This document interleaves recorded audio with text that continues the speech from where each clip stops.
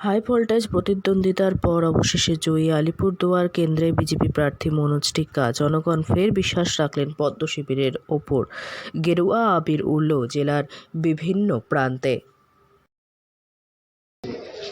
देखिए, भारतीय जनता पार्टी को अलीपुरद्वार वासियों ने दूसरी बार दोनों हाथों से आशीर्वाद दिया है और भारतीय जनता पार्टी इस सीट को दोबारा जीती है। इसके लिए मैं अलीपुरद्वार वासियों को, वोटर्स को तहे दिल से, आंतरिक हृदय से धन्यवाद देना चाहता हूं।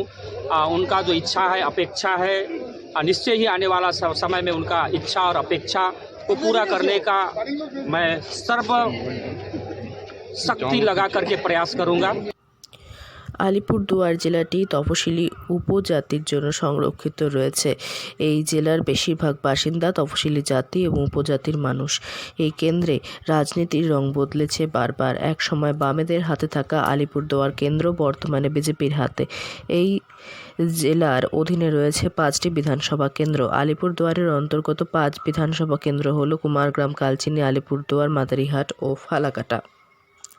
2019 সালে বিজেপির টিকিটে জয়ী হয়ে এই কেন্দ্রের সাংসদ হয়েছিলেন জন বার্লা। তবে এবার ওই কেন্দ্রে জন বার্লাকে প্রার্থী করেনি বিজেপি। মনোজ টিক্কার নাম ঘোষণা করা হয় বিজেপির প্রার্থী হিসেবে। আলিপুরদুয়ার কেন্দ্রে আদিবাসী ভোট একটা বড় ফ্যাক্টর, পাশাপাশি রয়েছে চা বলয়ের ভোট। সব দলই সেই ভোট ব্যাংকে পাখির চোখ করে লড়াই করে। সে কারণেই জন বার্লাকে 2019 সালে সামনে এনেছিল বিজেপি। 2024-এ নতুন মুখ বিজেপির, জন বার্লার পরিবর্তে মনোজ টিক্কা। 2019-এ এই কেন্দ্রে বিজেপি পেয়েছিল 7,50,804টি ভোট, তৃণমূল পেয়েছিল 5,06,815টি ভোট। 2024-এ এই কেন্দ্রে মনোজ টিক্কা পেয়েছেন 6,95,314টি ভোট। অন্যদিকে প্রকাশ চিকবরাইক তৃণমূলের পেয়েছেন 6,19,876টি ভোট। প্রায় 74,500 ভোটের ব্যবধানে জয়ী হয়েছেন মনোজবাবু।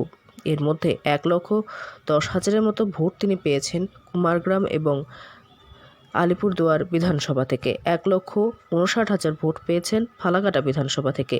কালচিনি বিধানসভা থেকে পেয়েছেন 96,000 ভোট।